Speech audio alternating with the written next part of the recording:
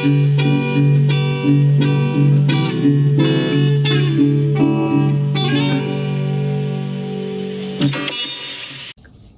my name is Lynn and welcome to my debut cooking show, Mom's Best Hits Comfort Cooking. My daughter and I were talking about how much we both enjoy cooking, and I have always enjoyed baking and cooking for my family and thought you might like to see some of the things that I do and cook along, or just watch, because I love just watching people cook. It's just soothing and comforting, and we thought this would be a creative, fun thing to do because we've been stuck in our house for almost a year now. So I thought I would start today by making shrimp scampi, which is a favorite of my family.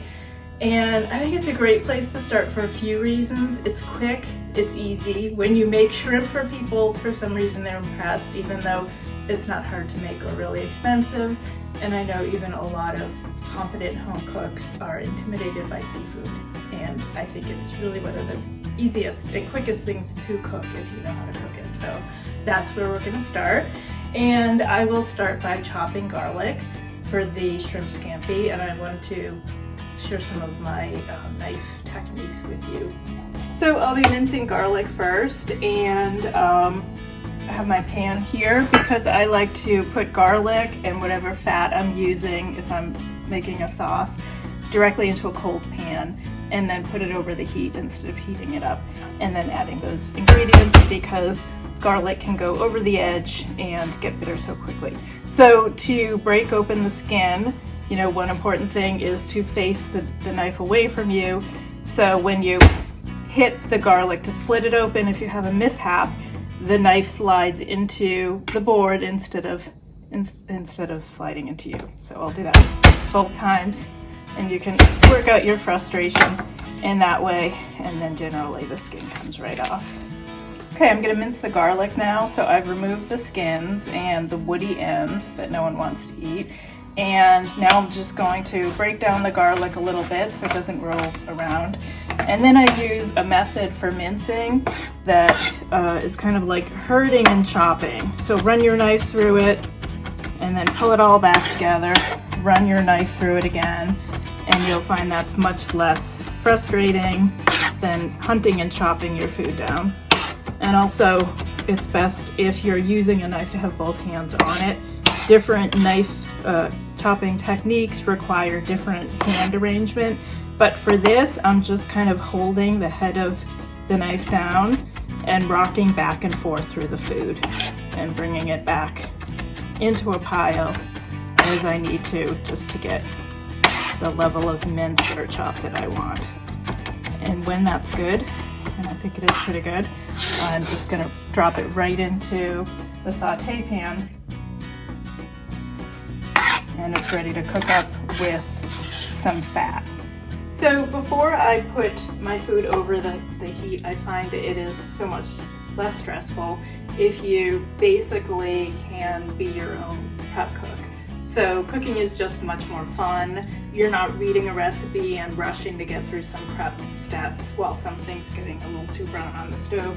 So I read through a recipe, any recipe, and do all the prep work before.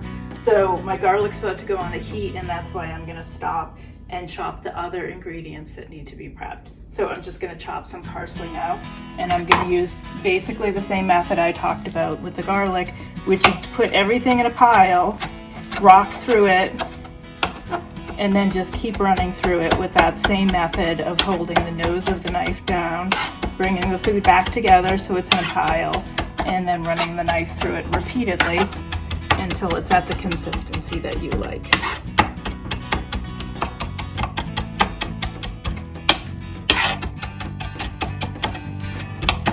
Okay, that looks great. So I have these really cute little prep cups that I love to use. When I prepare ingredients, I just lay them out so that I feel like a professional chef. And when I'm ready for the parsley, it is prepped and ready to go. And I can pretend that I'm some really prestigious chef and somebody else did the prep work for me.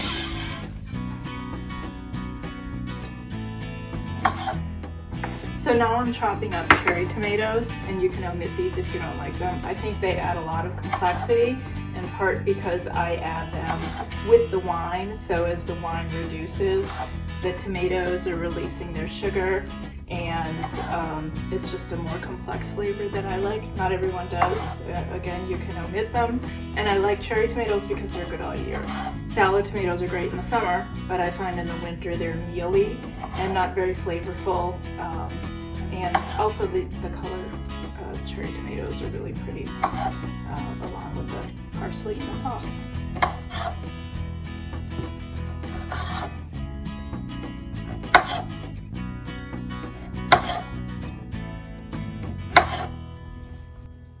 Alright, so I'm ready to put this on some heat. I'm going to start with, I guess, a 2 to 3 ratio of butter and olive oil. So it's about 2 tablespoons of butter to 3 tablespoons of olive oil. And again, I don't put on the heat until this is in the pan. The butter is great for adding flavor. And I know a lot of recipes call for unsalted butter, but I like salted butter in just about everything. And the olive oil prevents it from burning. So olive can let you enjoy the flavor of butter, but also not worry about the lower burning point. So I'm going to put this on about a medium heat, a little higher, and let the garlic cook until it's just starting to get a tiny bit of color, but not getting brown. And you'll even feel that it's starting to get a little sticky on the pan, and some bits are starting to cling to the pan up a little bit, and that's when you want to move on to the next phase.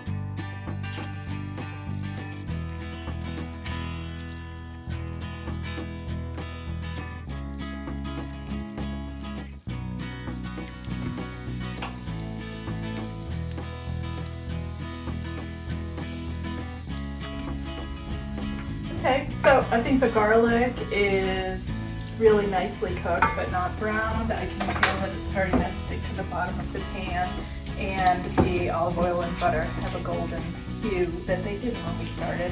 So I'm going to add a fair amount of white wine, and I think I probably add about 1.5 cups. I'm not stingy with the wine. That looks pretty good.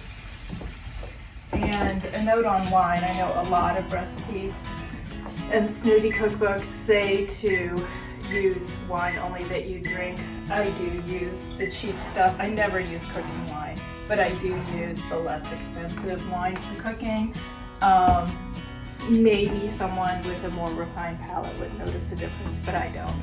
So since I cook with so much wine, I do go for big bottles of the less expensive brands.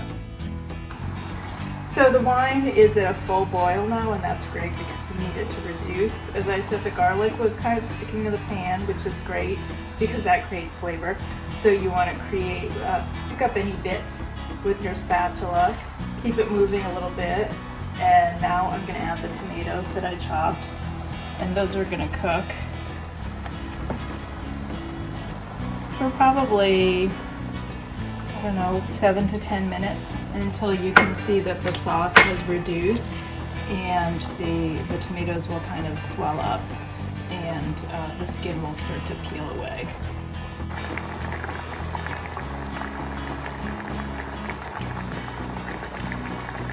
So I always keep a can of tomato paste just going in my freezer because there are a lot of uses for tomato paste where you don't need the whole can. It just helps to build other flavors, and a little goes a long way. So not only will that color the sauce a little bit, but it will elevate that kind of savory, sweet tomato flavor. And already you can see that the wine is much thicker, it's cooking down. You can see the liquid line was up here, but the wine is reduced, so it's more concentrated, though the alcohol has cooked off. So that sharp taste of alcohol is gone, and what's left is really concentrated and richer and more complex. So we're almost at the point where we can add some cream, and then we're going to let that reduce again, like the wine. And that's a theme of Mediterranean cooking, to just add flavors and individually let them cook down and concentrate and build them one on top of another. And that's how you get a really complex, satisfying dish, often without a lot of ingredients, and it doesn't take very long either. Okay, so at this point I'm going to put some water on to boil. Obviously you can choose any pasta you like, but we really like linguine with shrimp scampi. And fortunately I planned well enough that we happen to have that in the house. Here's the shrimp. You can buy it peeled. I often spend the extra $1 a pound to have somebody else peel it. And I think that's one of the things that's intimidating for people, especially with buying shrimp, is if you go to many big grocery stores, there's a wall of shrimp and you're not sure what to buy.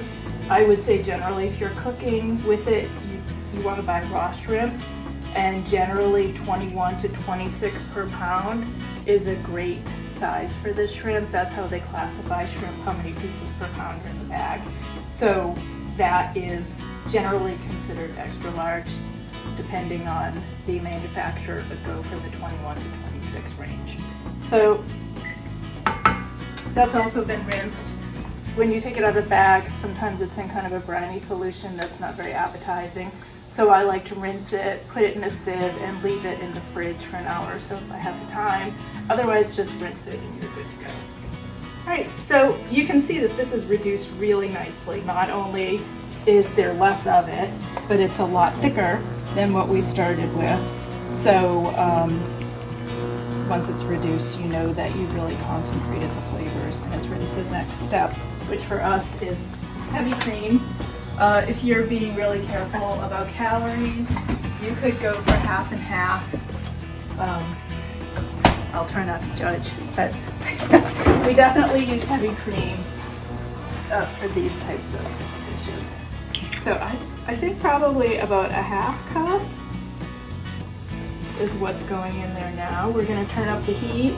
Always, for just about everything, whether it's wine or cream, you want to reduce ingredients over a higher heat so that they bubble. You don't want to simmer.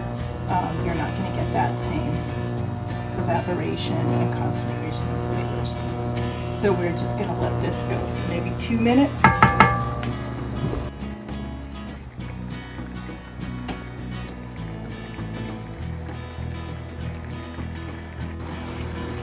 Alright, so you can see that the cream has cooked down, which is really key because you don't want to throw seafood into a warm bath of anything. The key with seafood, as I said, it's easy to cook, it's quick, there's no reason to be intimidated, but it needs to be done really over high heat quickly and not gradually overload the heat, or you'll have some rubbery seafood. And if, Laura, you can give us a close-up on the shrimp, you can see that it's gray and white, and if you felt it, you'd see it's a little spongy right now. And with seafood, I think it's important to develop confidence and just looking at and touching seafood. Once you become comfortable cooking it, will tell you when it's done. So take a look now, and then you'll see in a minute that it looks very different, and that's how we'll know it's done.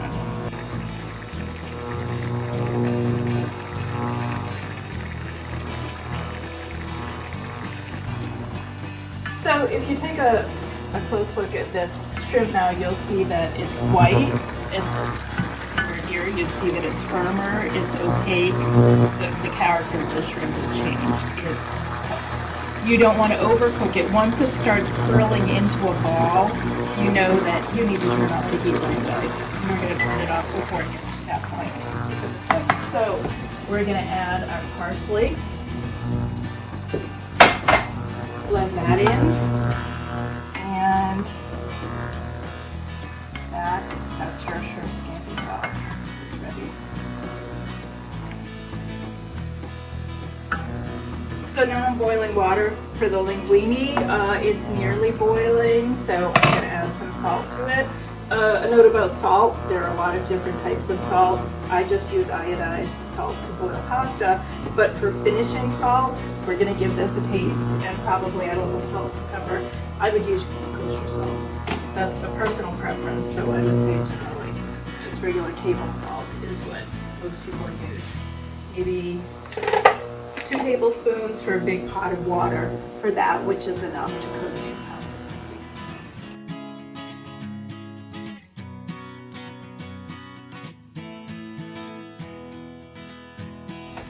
So I'm gonna take a cup of the pasta water before I drain, because often you will find that a sauce has gotten a little thick. You want to thin it out. You want it to be able to coat the pasta, and if it's too thick, it's not going to do that. So often it ends up going down the sink, and that's fine if you don't need it, but better to have it and not need it than the reverse. So that's always the last step before I drain it, because the starch in the cooking water will also add to the body of the sauce. So I tasted this. As is often the case, the seafood provides enough salt, but I think it does need a little pepper. So I'm gonna add some, stir it in, and then I think we are ready to plate. So I've plated some pasta, and I'm gonna give it a try. Little sauce, some yummy shrimp and tomatoes, and I'm going in.